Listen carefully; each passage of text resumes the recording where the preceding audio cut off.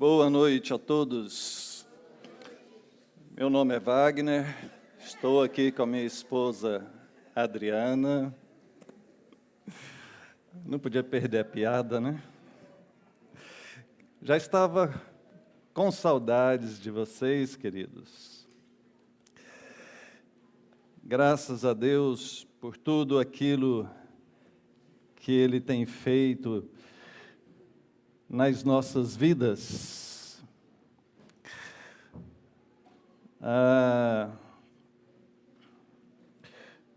Me avisaram que as crianças receberam um papel para fazerem anotações sobre o sermão, né? Que coisa boa!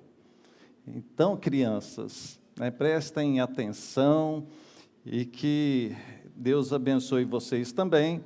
Sempre nos primeiros domingos, que é o domingo de ceia do Senhor, as crianças permanecem no templo. Nos demais domingos, elas terão o culto infantil. Queridos, antes de iniciar, muitas pessoas têm nos perguntado, sobre para onde vamos ano que vem, e eu gostaria de dizer para a igreja que nós tivemos a nossa reunião do presbitério agora nesse mês de agosto, e eu entrei com o pedido de licença por um ano. Então, neste próximo ano, eu não estarei assumindo o pastorado à frente de nenhuma igreja, mas, com a graça de Deus, estaremos indo para Goiânia,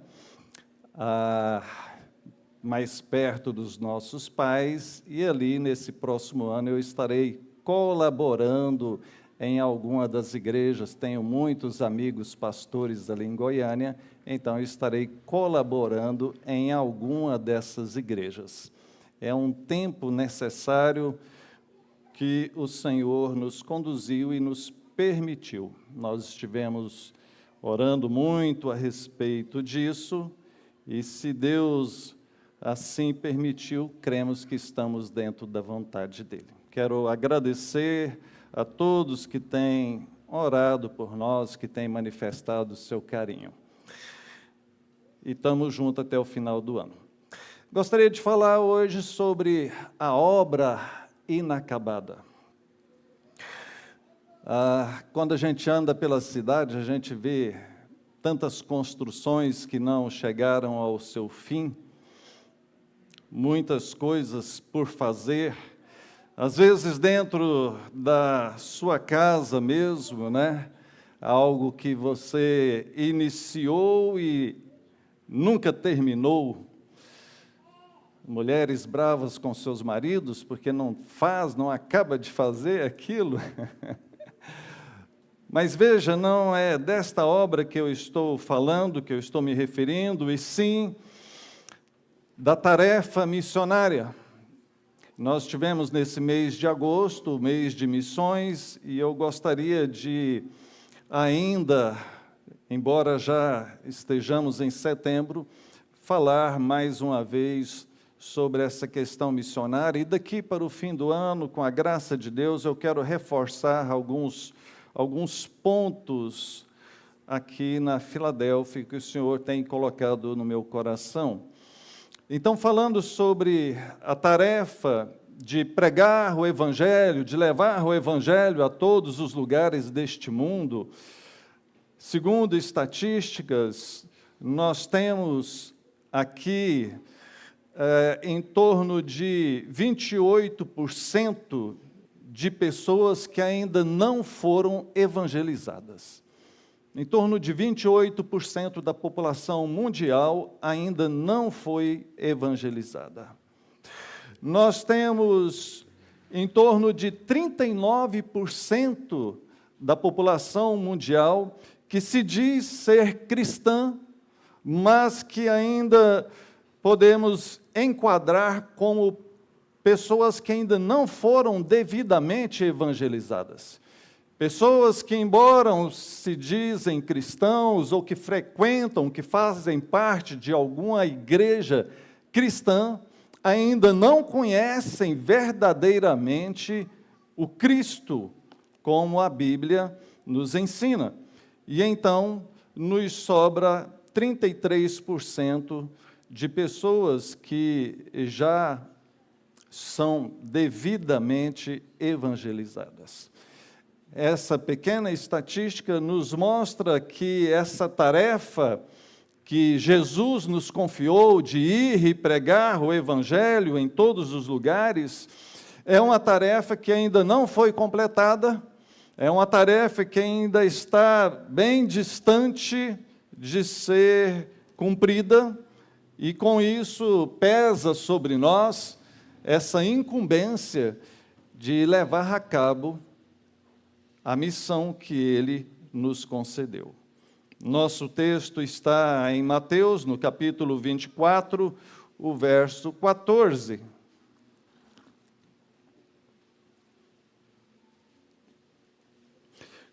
Quando Jesus, aqui no seu sermão profético, que pega todo o capítulo 24, ele diz no verso 14: e será pregado esse evangelho do reino por todo o mundo, para testemunho a todas as nações.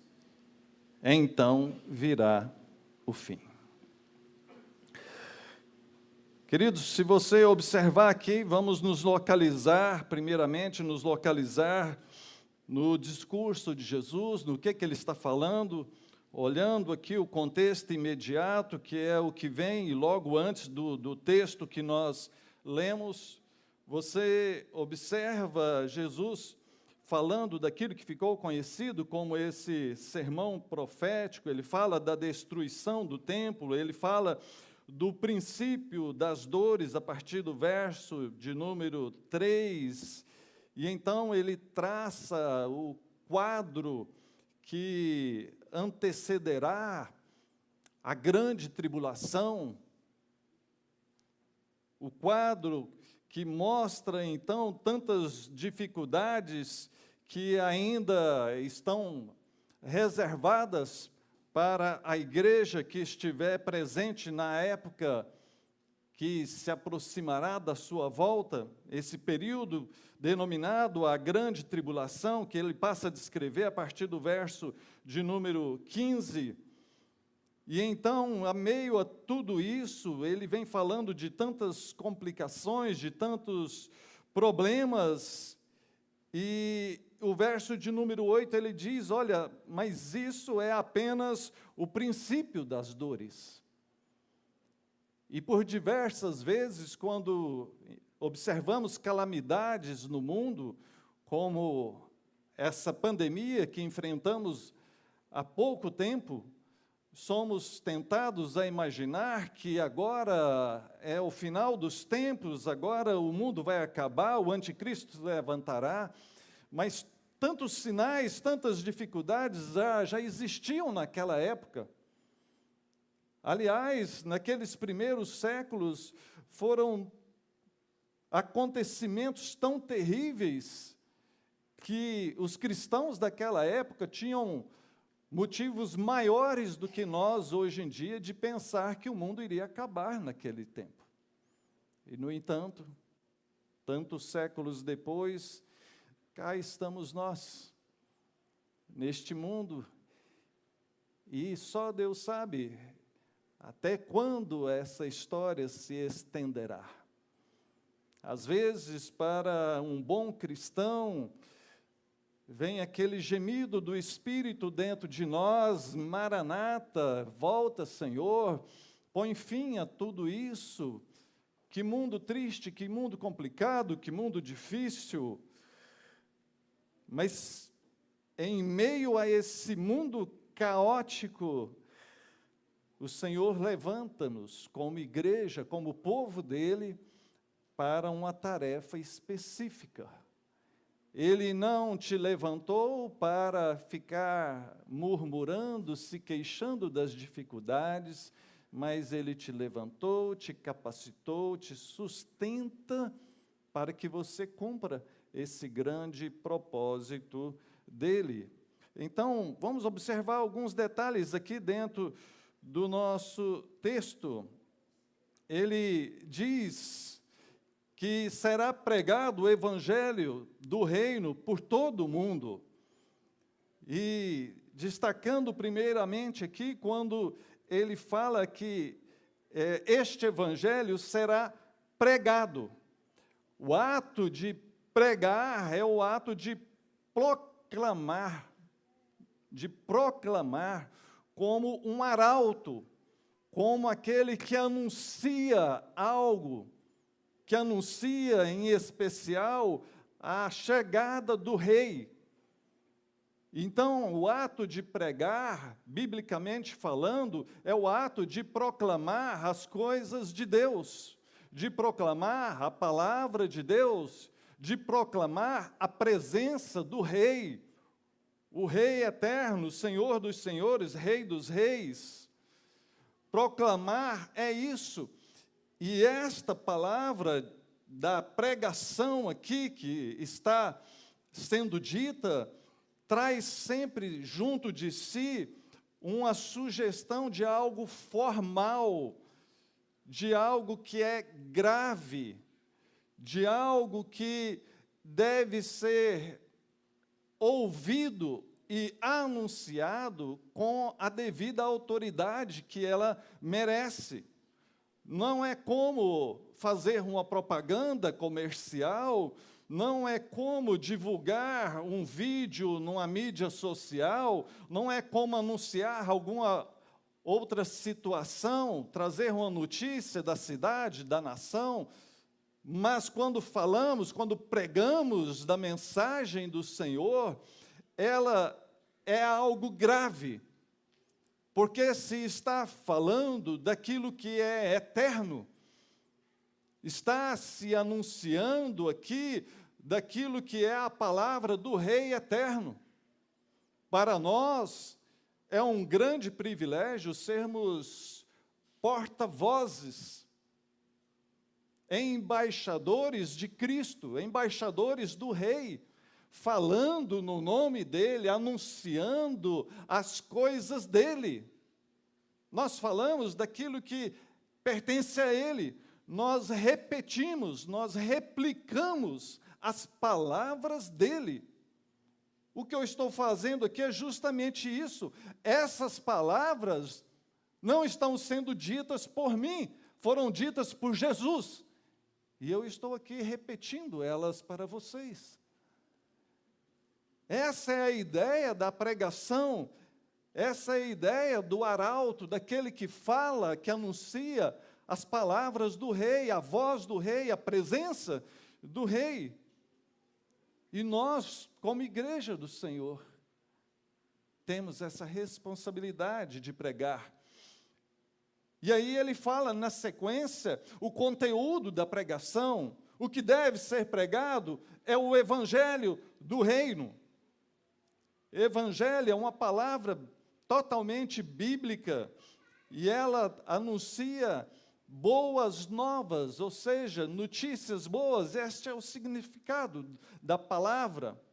Tem a ver com a salvação, tem a ver com a redenção, são as boas notícias que vêm da parte de Deus para nós, que há, sim, como ser salvo deste mundo que está caminhando para o inferno.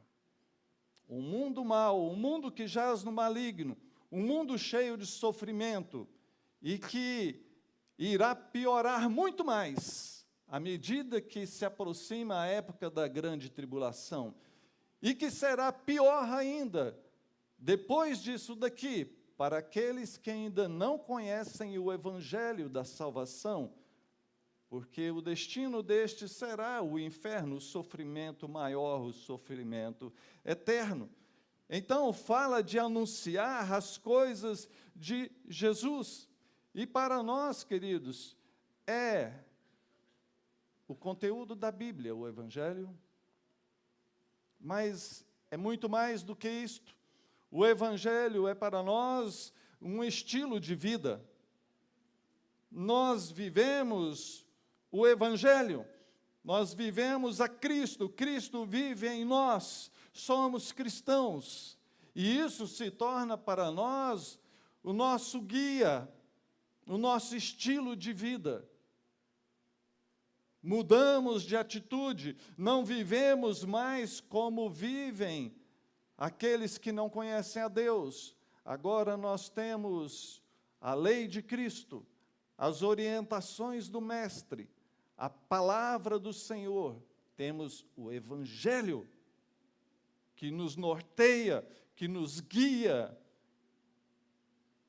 pelo qual alinhamos tudo na nossa vida.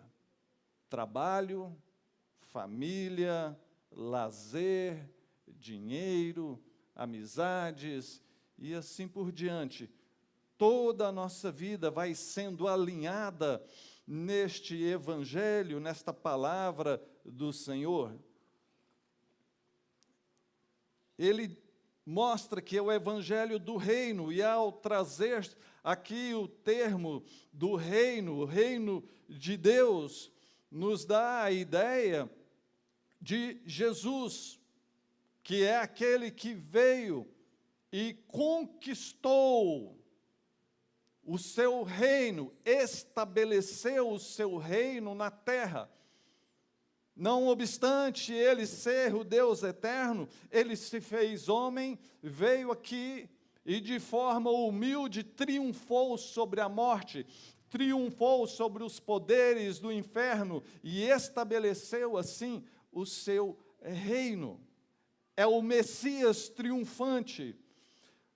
Agora, quando falamos do Evangelho do Reino, isso nos inclui também e confere a nós, como cristãos, como igreja do Senhor, a devida dignidade de sermos participantes deste reino. Imagina pessoas que se sentem felizes, bem-aventuradas, orgulhosas por fazerem parte de uma família importante, por fazer parte de uma nação importante. Nós fazemos parte do reino de Deus. Então veja, o Evangelho do reino aponta tanto para aqueles que estão de fora, como sendo chamados para virem para dentro. Aponta para nós, igreja do Senhor, que já estamos e já fazemos parte deste reino do Senhor. Já fomos agraciados por Ele. Se veja dessa forma, queridos, com a devida dignidade que o Evangelho de Cristo, que o Evangelho do Reino confere a você. Mesmo que o mundo não valorize, aliás, pelo contrário, o mundo persiga os cristãos, zombem dos cristãos, para nós é motivo de orgulho, é motivo de alegria, é motivo de satisfação, é motivo de contentamento o fazer parte deste reino do Senhor. Diz o texto que este Evangelho será pregado por todo o mundo, ou seja, a totalidade da terra habitada. Aonde houver pessoas, este Evangelho precisa ir até lá. Todos devem ouvir da mensagem do Evangelho. Mas aí nos lembramos das palavras do apóstolo Paulo, mas como eles ouvirão se não há quem pregue? E como pregarão se não forem enviados? Perceba, o texto é claro, Jesus é claro, que este Evangelho há de ser pregado em todos os lugares. Ele não está expressando um mero desejo, olha, eu gostaria que isso acontecesse. Ele está afirmando que isso irá acontecer. Dentro do plano eterno de Deus, está que os filhos dele serão revelados mediante a pregação do Evangelho. De forma bem simples. Falando para as crianças que estão anotando, como é que alguém se torna um cristão? Como é que alguém será convertido? Como é que alguém passará a fazer parte do reino de Deus? Primeiro, elas precisam ouvir a história de Jesus. Então, alguém precisa ir lá e contar para elas quem é Jesus. Aí, à medida que elas ouvirem, Deus irá ministrar a salvação na vida delas. O Espírito Santo iluminará, transformará. Então veja, diz que será por todo o mundo, e isso para quê? Para que sirva de testemunho para todas as nações. Quando falamos a respeito de servir de testemunho, o termo é bem claro, é para que fique evidente para todos eles. Quando fala que é para todas as nações, então aqui traz a questão da etnia, tribos, nações, grupos de pessoas, todos esses, não há acepção, não há pessoas melhores ou piores, merecedoras ou não, de todos os lugares, de todas as tribos, línguas e nações, Deus tem ali os seus escolhidos que serão manifestos à medida que o Evangelho for chegando. A palavra da salvação, ela leva tanto a salvação quanto também a condenação, porque quando a pessoa ouve, porque quando ela é confrontado com a verdade, isso daqui trará, espiritualmente falando, a revelação de quem realmente aquela pessoa é. Nosso objetivo, nosso propósito, nossa missão, então, é anunciar, e o resto é Deus, na pessoa do Espírito Santo, quem irá fazer. Agora, veja, há dúvidas sobre isso, há questionamentos sobre isso, se ele está falando a respeito de todas as nações. Essa é uma velha discussão no meio missionário. A maioria entendem que um povo não evangelizado é um povo que ainda não tem a Bíblia, ou parte essencial da Bíblia, como o Evangelho, traduzido na sua língua, um povo que ainda não teve ali, no meio deles, um trabalho efetivo de proclamação do Evangelho, um povo que ainda não tem convertidos ali, ou uma igreja implantada. Embora, como eu disse, seja meio questionado esses pontos para definir se um povo já foi evangelizado ou não, o fato é que nós temos aqui uma incumbência individual e uma incumbência coletiva. Coletivamente, nós como igreja, e falando para nós aqui, Igreja Presbiteriana Filadélfia de Franca, nós temos essa responsabilidade de pregar esse evangelho em todos os lugares. Estamos fazendo isso aqui, neste lugar, todas as semanas, nós anunciamos o Evangelho, nós falamos a respeito de Jesus, nós fazemos isso através dos nossos missionários, que nós ajudamos e estão nesses locais distantes anunciando da palavra do Senhor. Nós fazemos isso de outras formas, por exemplo, nas mídias sociais, muitas pessoas têm ouvido de Jesus através do trabalho da Filadélfia na internet. Agora, lembre-se que há uma responsabilidade também individual. Pesa sobre cada um de nós sermos essas testemunhas, essa carta viva de Cristo, aqueles que por onde vão, eles anunciam a palavra da salvação. A pergunta que talvez caberia para cada um de nós é: o que eu tenho feito para cooperar com essa grande missão de pregar o Evangelho de Cristo? Agora perceba que ele arremata a frase aqui dizendo que então virá o fim. Ele conclui aqui mostrando que só irá voltar, só iremos ver a consumação dos tempos, só iremos realmente ver a vida eterna, plena, esse mundo aqui já não existindo mais, porque Jesus voltará outra vez e tudo será transformado, novo céu, nova terra. Isso só acontecerá, o fim dos tempos só acontecerá quando esta missão for cumprida.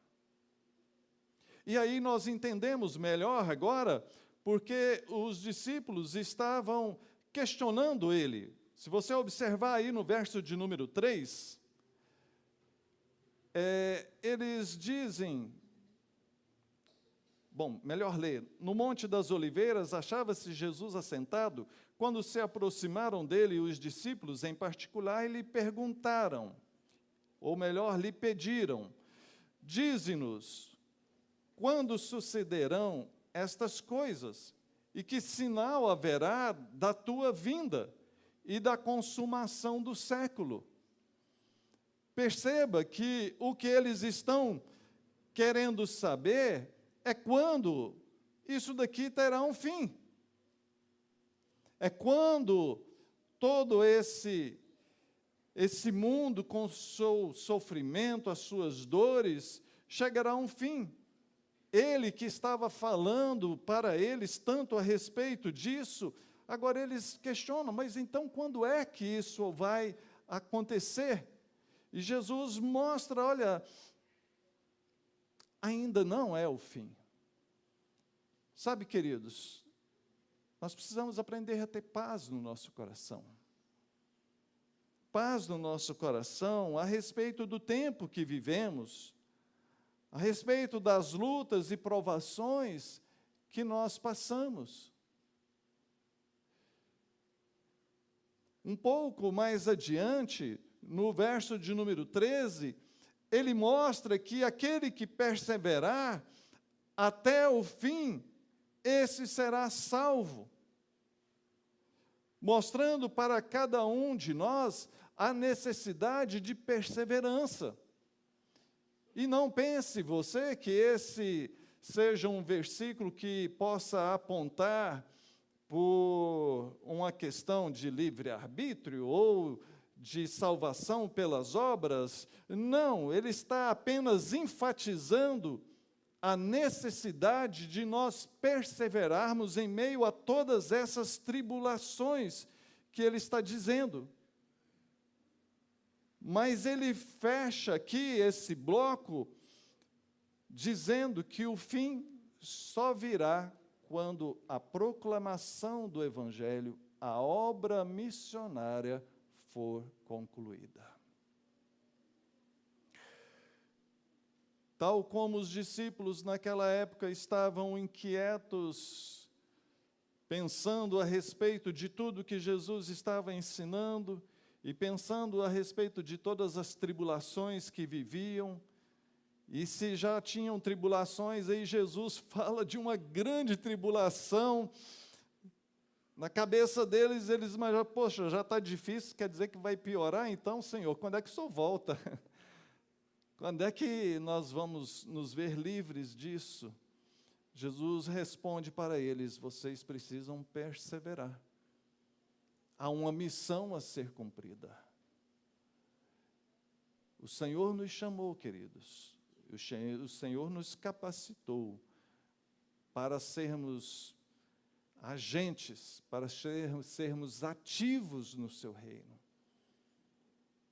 É muito perigoso para nós começarmos a buscar apenas aquilo que traz satisfação, apenas o nosso próprio bem-estar, e começarmos a trabalhar e a colocarmos todos os nossos esforços no sentido de montar uma vida tranquila, preparar a nossa zona de conforto e ali aquietar.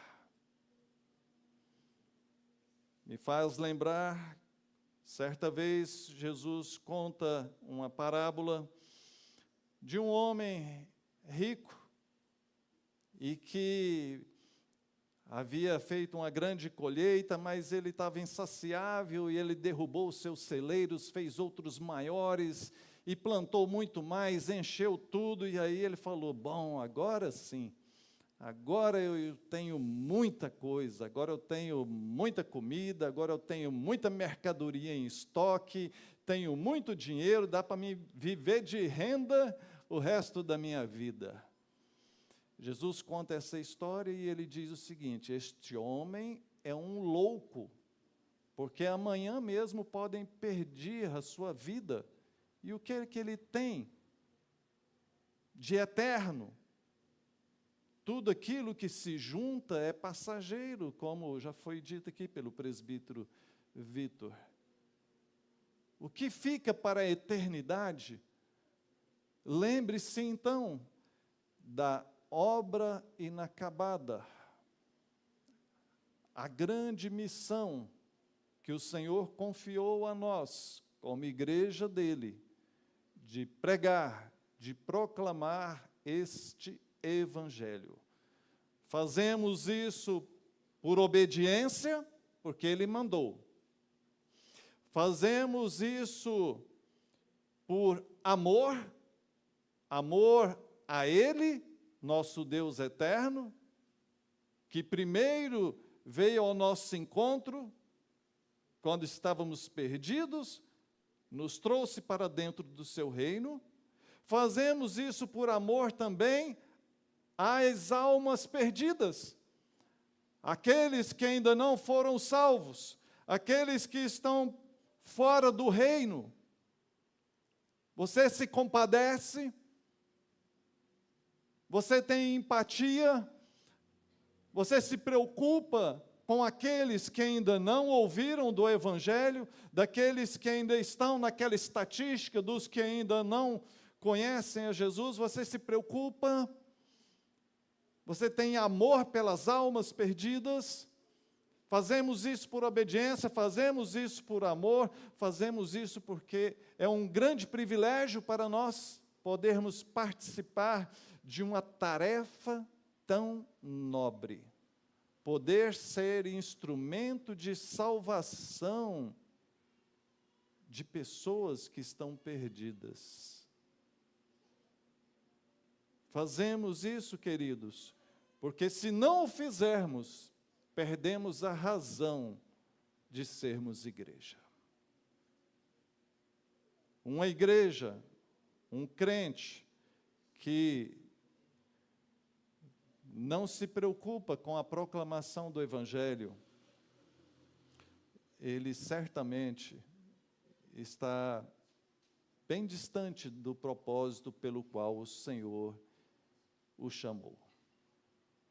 Que Deus nos abençoe, que individualmente possamos fazer isso e que coletivamente, como igreja, nos juntemos esforços, juntemos recursos para cumprir essa grande missão de proclamar o Evangelho da salvação em Jesus. Que Deus abençoe. Oremos. Pai, bendito seja o Senhor, muito obrigado por Tua palavra. Obrigado pelo privilégio de fazermos parte desta grande história, a história da redenção. Pai, desperta-nos, dai-nos sempre esse entendimento e esse compromisso com a missão, com a tarefa que o Senhor nos concedeu. Abençoa-nos, nós te pedimos em nome de Jesus. Amém. Vamos passar o momento da ceia do Senhor. Eu peço aos presbíteros que estejam aqui comigo. Também os irmãos do Ministério de Louvor.